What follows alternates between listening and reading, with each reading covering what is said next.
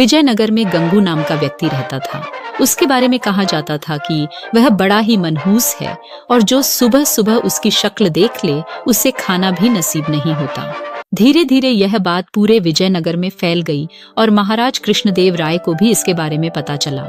उन्होंने सोचा कि उनके राज्य में इस तरह के मनहूस व्यक्ति का रहना उचित नहीं है, किंतु राजा बहुत न्यायप्रिय थे।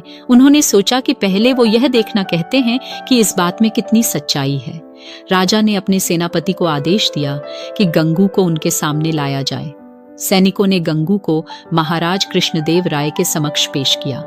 महाराज कृष्णदेव राय जिस कमरे में सोते थे उसी में गंगू के लिए भी विस्तार लगवाया और सुबह जब राजा सोकर उठे तो उन्होंने सबसे पहले गंगू का चेहरा देखा।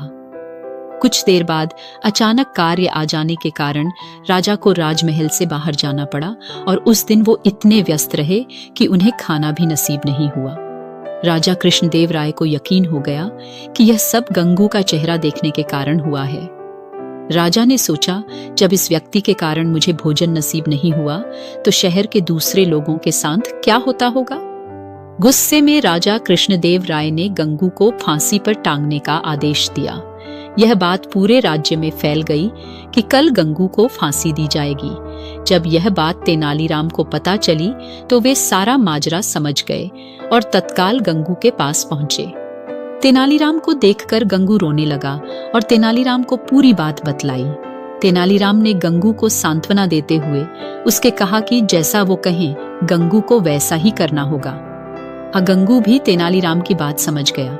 दूसरे दिन जब गंगू को फांसी दी जानी थी तभी गंगू से उसकी अंतिम इच्छा पूछी गई। गंगू बोला, मुझे महाराज से मिलकर कुछ बतलाना है, यही मेरी अंतिम इच्छा है आस। सैनिकों ने महाराज कृष्णदेव राय से गंगू की अंतिम इच्छा बतलाई। महाराज कृष्णदेव राय गंगू की अंतिम इच्छा पूर्ति के लिए उसके पास गए और बोले, बतलाओ गंगू, तुम्हें क्या बतलाना है। गंगू बोला, महाराज, इस राज्य में एक व्यक्ति मुझसे भी ज्यादा मनहूस है।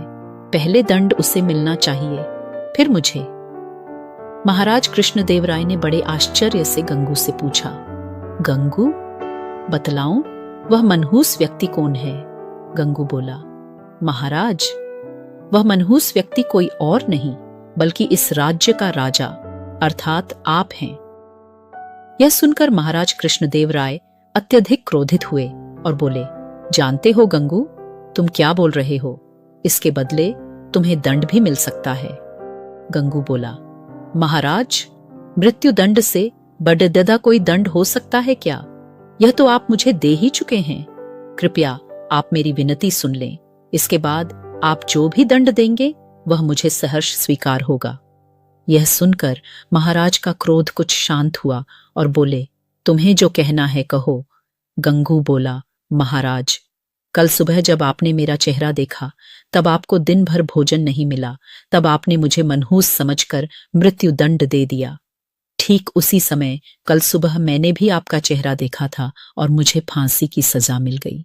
मतलब आप मुझसे भी ज्यादा मनहूस हुए। महाराज कृष्णदेव राय को पूरी बात समझ आ गई और उन्हें अपने निर्णय पर पछतावा हो रहा था। उन्होंने तत्काल गंगू की फांसी की सजा माफ कर दी। गंगू को अपने पास बुलाकर पूछा, गंगू, यह विचार तुम्हारे मन में किससे आया? गंगू बोला, महाराज, मुझे तेनालीराम ने यह सब करने की सलाह दी थी।